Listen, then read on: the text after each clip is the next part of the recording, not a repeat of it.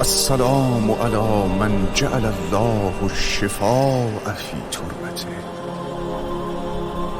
السلام على من الإجابة تحت قبته.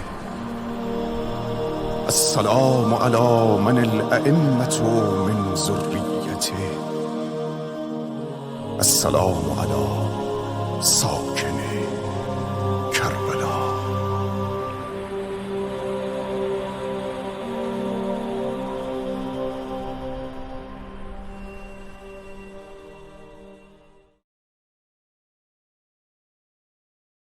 اعوذ باللہ من الشیطان الرجیم.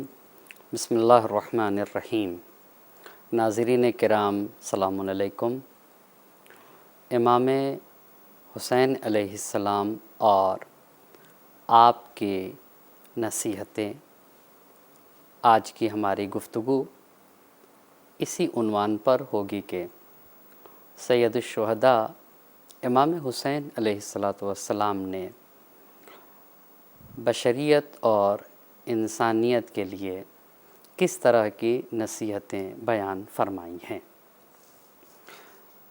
چند نصیحتوں کو آپ کی خدمت میں عرض کروں گا اور یہ نصائح اخلاقی نصیحتوں کو آپ کی خدمت میں پیش کرنا چاہتا ہوں. لیکن اس سے پہلے یہ بتانا ضروری سمجھتا ہوں کہ اخلاق وہ عظیم شے ہے کہ اللہ کے نبی حضرت محمد مصطفیٰ صلی اللہ علیہ وآلہ وسلم یہ دعا کیا کرتے تھے: اللہم کما حسنت خلقی فحسن خلقی. اے اللہ، جیسے تم نے میرے ظاہر کو خوبصورت بنایا ہے ایسے میرے باطن کو خوبصورت بنا دے. جیسا میرا ظاہر خوبصورت ہے ایسے میرے کردار کو طیب و طاہر بنا دے. روایت میں یہ بات آئی ہے کہ اللہ کے نبی نماز سے پہلے یہ دعا کرتے تھے: اللہم جنبنی منکرات الاخلاق. اے اللہ، مجھے اخلاقی برائیوں سے دور رکھ اور میرے اللہ مجھے اچھے اخلاق کو اختیار کرنے کی توفیق برحمت فرما دے. سوال یہ ہے کہ اللہ کے نبی کیوں دعا کرتے تھے؟ دعا کر کے اللہ کے نبی یہ بتانا چاہتے تھے کہ اللہ کے نبی کو خوب معلوم تھا اور بشریت کو بتانا چاہتے تھے کہ اخلاقی صفات انسان کو کس کمال تک پہنچاتے ہیں اور اخلاقی پستیاں اور اخلاقی برائیاں انسان کو کتنا پست کر دیتی ہیں. لیکن ایک عظیم بات کی طرف بھی اشارہ کرنا چاہتے تھے. کیوں مانگتے تھے؟ کہ اللہ میرے اخلاق کو اچھا کر دے.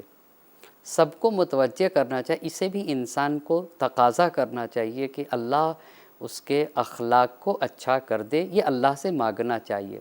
مانگ کر نبی گرامی یہ بتانا چاہتے تھے کہ اگر اللہ کا لطف شامل حال نہ ہو تو کوئی بھی چیز انسان کو نصیب نہیں ہو سکتی ہے. اسی اہمیت کے تحت گفتگو کا عنوان رکھا گیا ہے امام حسین علیہ السلام اور آپ کی اخلاقی نصیحتیں، جس میں سے پہلی بات عرض کرنا چاہوں گا کہ امام حسین علیہ السلام کے پاس ایک شخص آیا تو امام نے اس کو جو نصیحت فرمائی ہے وہ گناہ کو چھوڑنے کی نصیحت فرمائی ہے. شخص آتا ہے اور آنے کے بعد امام سے کہتا ہے کہ میں گناہ کرتا ہوں اور مجھ سے گناہ چھوٹتا نہیں ہے، آپ مجھے کچھ نصیحت فرمائیے. یعنی ایسا زندگی میں پیش آتا ہے کہ ایک گناہ اتنا انسان کی عادت ہو جاتی ہے اس گناہ کرنے کی کہ اب اس کے لیے چھوڑنا مشکل ہو جاتا ہے. آ کر امام سے کہتا ہے کہ میں گناہ کرتا ہوں اور میرے لیے اب گناہ کا چھوڑنا بہت سخت ہو گیا ہے، آپ مجھے نصیحت فرمائیں. تو امام حسین علیہ السلام نے ترک گناہ، یعنی ہم کیسے گناہ چھوڑیں، اس کے لیے 5 باتیں اس کو نصیحت کی ہیں. امام نے کہا اف الخمسۃ اشیاء وزن ما شئت، تم ان 5 باتوں کو انجام دو اور پھر جاؤ جتنا دل چاہے گناہ کرو۔ توجہ کی ضرورت ہے۔ پہلی بات فَأَوَّلُ ذَلِكَ لَا تَأْكُلْ رِزْقَ اللہ، آپ توجہ کریں، ہم اللہ کا دیا ہوا رزق کھاتے ہیں، ہمارے پاس جو کچھ بھی ہے سب اللہ سبحانہ وتعالیٰ کا دیا ہوا ہے، ہمارے جسم میں جو طاقت ہے، جو کچھ بھی ہے ہمارے پاس سب اللہ سبحانہ وتعالیٰ کا۔ امام نے پہلی بات کہی کہ دیکھو رزق الہی استعمال نہ کرو، اللہ کا رزق نہ کھاؤ، وَاظْلِمْ مَا شِئْتَ، پھر جاؤ جتنا دل چاہے گناہ کرو، یہ پہلی بات۔ دوسری بات امام نے کہی کہ اخرج من ولایت اللہ، کوئی ایسی جگہ تلاش کرو گناہ کرنے کے لیے جہاں اللہ کی حکومت نہ ہو۔ دعائے کمیل میں ایک جملہ ہے این الفرار من حکومتک، اے اللہ کون انسان ہے جو تیری حکومت سے فرار کر سکتا ہے اور کوئی تیری حکومت سے بچ سکتا ہے؟ امام نے کہا اخرج من ولایت اللہ، ہے ایک ایسی جگہ چلے جاؤ جہاں اللہ سبحانہ تعالیٰ کی حکومت نہ ہو، اللہ کی حکومت سے باہر چلے جاؤ، وَاظْلِمْ مَا شِئْتَ، اور پھر اللہ کی حکومت سے باہر جانے کے بعد پھر جتنا دل چاہے گناہ کرو۔ بس پہلی چیز کہ اللہ کا رزق نہ کھاؤ اور جاؤ گناہ کرو۔ دوسری بات یہ کہ اللہ کی حکومت سے باہر چلے جاؤ، وہاں جا کر گناہ کرو۔ تیسری بات امام فرماتے ہیں اطلب موضعا لا یراک اللہ، ایک ایسی جگہ تلاش کرو کہ جہاں اللہ تمہیں نہ دیکھ رہا ہو۔ بہت غور طلب بات ہے، اسی لیے دین میں ایمان کی اہمیت ہے، سارا دار و مدار ایمان پر ہے۔ ہمارے بچپن میں مکتب میں ہمارے استاد بتاتے تھے کہ ایک استاد نے بچوں کو، چھوٹے بچوں کو چڑیا دیا اور کہا کہ اسے لے جاؤ ایسی جگہ ذبح کر کے لانا جہاں کوئی دیکھ نہ رہا ہو۔ تو سارے بچے لے گئے، انہوں نے اپنے اپنے اعتبار سے ذبح کر کے لے آئے چڑیا کو، لیکن ایک بچہ زندہ لے کر آ گیا۔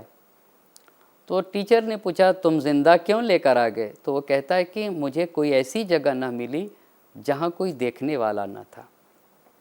امام اس شخص سے کہتے ہیں کہ اگر تمہارا گناہ نہیں چھوٹ رہا ہے تو ایک ایسی جگہ تلاش کرو جہاں تمہیں اللہ نہ دیکھ رہا ہو، فَاظْلِمْ مَا شِئْتَ، پھر جتنا دل چاہے گناہ کرو، اللہ کا رزق نہ کھاؤ، پہلی بات۔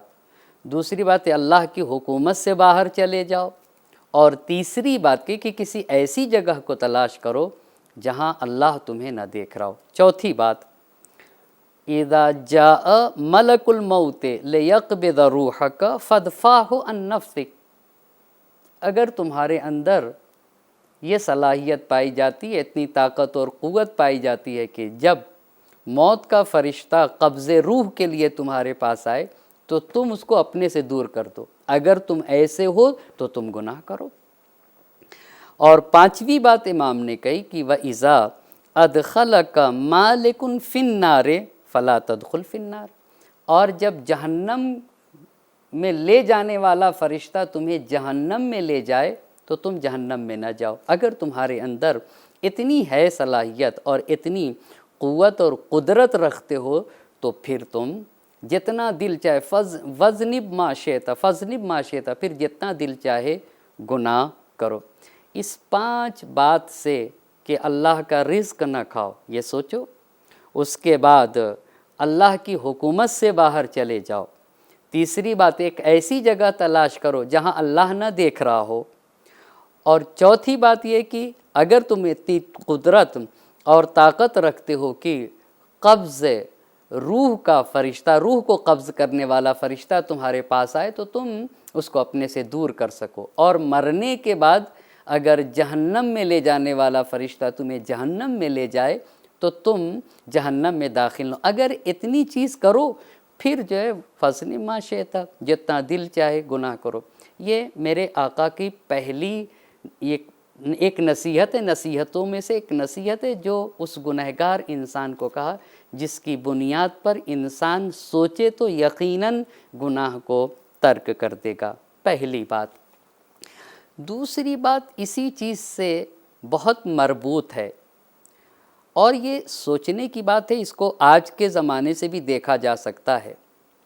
اگر انسان، آپ دیکھیں دو ہی چیز ہے، ایک چیز تو یہ ہے کہ انسان صحیح و سالم محفوظ رہے، اللہ اس کے ساتھ کوئی، وہ چاہتا یہ کہ کوئی ناگوار چیز اس کو پیش نہ آئے، کوئی مشکلات پیش نہ آئے، اور دوسرا مسئلہ یہ ہے کہ ہر انسان یہ چاہتا ہے کہ مالی مشکلات پیش نہ آئے، یعنی کوئی ناگوار حالت پیش نہ آئے، ہر انسان یہ چاہتا ہے، اور دوسری بات یہ چاہتا ہے کہ مالی مشکلات میں بھی گرفتار نہ ہو۔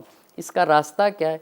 اس کا راستہ دین نے، شریعت نے، مذہب نے ایک عظیم شے کی طرف کہا، اگر تم یہ طے کر لو کہ ہم اپنی زندگی کو باتقویٰ زندگی بنا دیں گے اور ہم زندگی میں گناہ نہ کریں گے، تو دو چیزیں دیں گے۔ ایک تو یہ کہ حالات اللہ تمہارے مطابق کر دے گا، یعنی جس چیز کو تم ناپسند کرتے ہو اسے بدل کے حالات ایسے بنا دے گا کہ جسے تم پسند کرتے ہو۔ اور دوسری بات یہ کہ تم کو رزق کی فکر ہے نا، تمہیں مال کی فکر ہے، کہا اگر تم چاہتے ہو کہ حالات تمہارے مطابق رہیں جیسا تم پسند کرتے ہو تو تقوی اختیار کرو، اور اگر تم چاہتے ہو کہ تم کو رزق میں مشکل نہ ہو تب بھی تقوی اختیار کرو۔ امام کی دوسری نصیحت وہ یہ ہے کہ امام علیہ السلام نے، امام حسین علیہ السلام نے تقوی الہی کی نصیحت کی ہے۔ وہاں ترک گناہ کا واعظ و نصیحت، یہاں پہ تقوی الہی کی، اور پھر تقوی کے بارے میں جو اس کی خصوصیت بتائی وہ قابل غور بات ہے۔ امام فرماتے ہیں، امام حسین علیہ السلام، اوصیکم بتقوی اللہ، اے لوگو میں تم کو تقوی الہی کی سفارش کرتا ہوں، تم متقی بن کے جیو، صاحب کردار بن کے جیو، تقوی اختیار کرو۔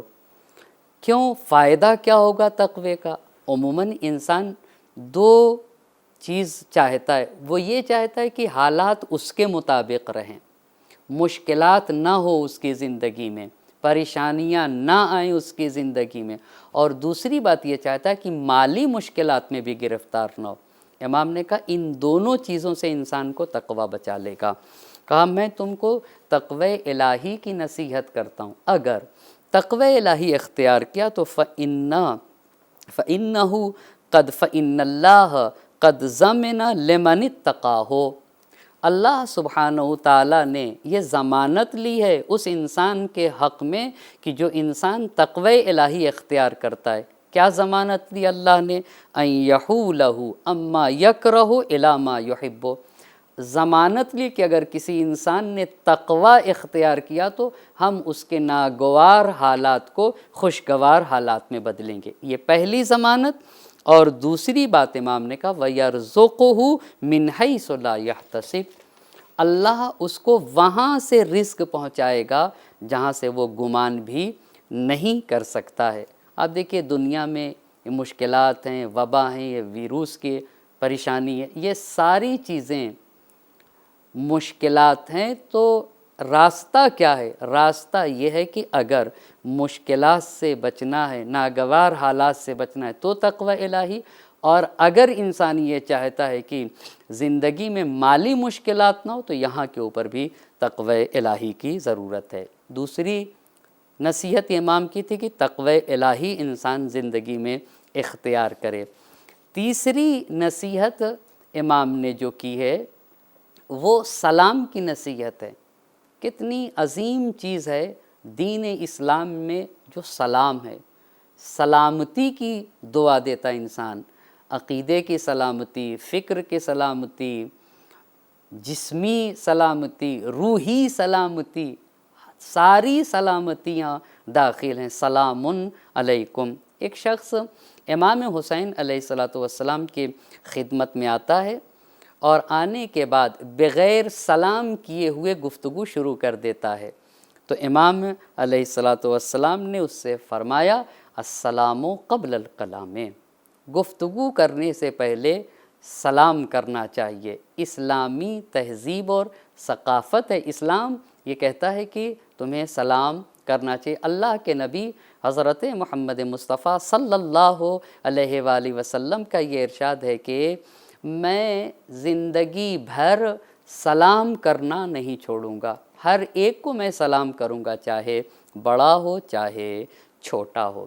تو امام نے اس کو سکھایا، اسے سفارش کی، اسے نصیحت کی کہ دیکھو گفتگو کرنے سے پہلے سلام کرنا چاہیے۔ یہی نہیں، یہ بھی امام کا فرمان ہے، امام حسین علیہ السلام کا یہ بھی فرمان ہے، للسلام سبعون حسنتاً، اگر سلام میں، خود سلام میں 70 حسنہ رکھا گیا ہے، 70 نیکی کا ثواب رکھا گیا، 70 نیکی ہے۔